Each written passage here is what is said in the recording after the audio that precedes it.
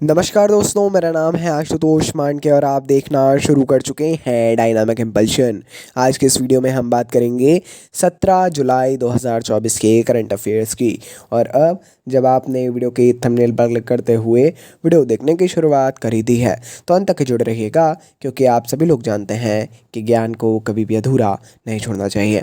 हम कम समय में ज़्यादा से ज़्यादा क्या पूरी जानकारियाँ आप तक पहुँचाने का प्रयास करते हैं, इसलिए जुड़े रहिए। अपने सभी मित्रों के साथ, अन्य फ्रेंड्स के साथ भी शेयर करिए। चलिए शुरू करते हैं पहली जानकारी के साथ।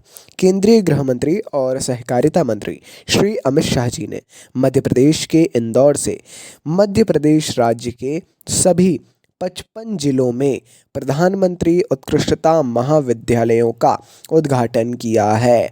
जी हाँ, मध्य प्रदेश के मुख्यमंत्री डॉक्टर मोहन यादव और केंद्रीय मंत्री श्रीमती यहाँ पे थोड़ा सा गलत है, इस मौके पर जो है मोहन यादव जी जो मुख्यमंत्री हैं और केंद्रीय मंत्री श्रीमती सावित्री ठाकुर जी भी उपस्थित रहीं, अन्य गणमान्य व्यक्ति भी उपस्थित रहे।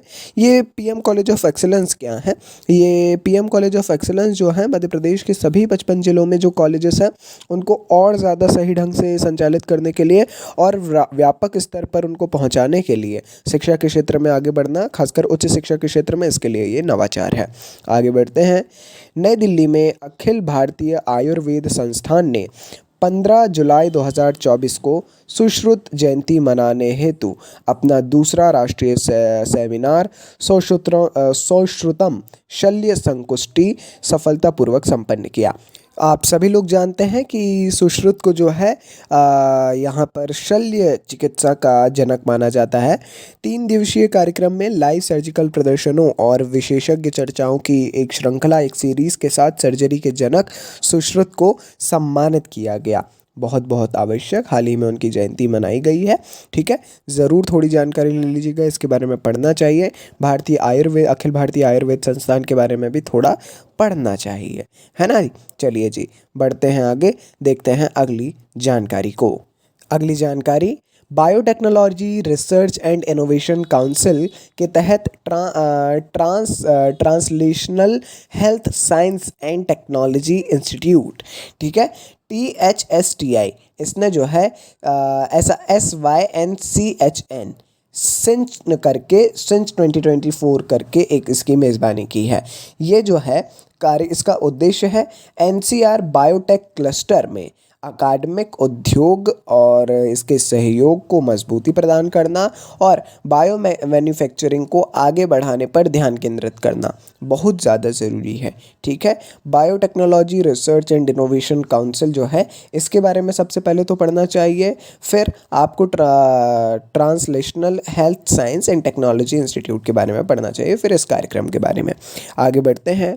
भारत अपनी पहली राष्ट्रीय toll free anti narcotics helpline 1933 मानस हेल्पलाइन, मादक पदार्थ निषेध असूचना केंद्र करके एक ऐसा सिस्टम है, ये जो इसका जो है इस नाम से ईमेल सेवा के साथ लॉन्च करने के लिए तैयार है। 7वें नार्को समन्वय केंद्र की बैठक के दौरान केंद्रीय गृह मंत्री अमित शाह द्वारा लॉन्च किए गए निर्धारित हेल्पलाइन का उद्देश्य नागरिकों को नशीली दवाओं से संबंधित अपराधों की रिपोर्ट करने और 24/7 सहायता प्रदान करने के लिए उपयोगकर्ता अनुकूल मंच प्रदान करना है। ठीक है, बहुत ज़्यादा ज़रूरी, बहुत इम्पोर्टेंट जानकारी है।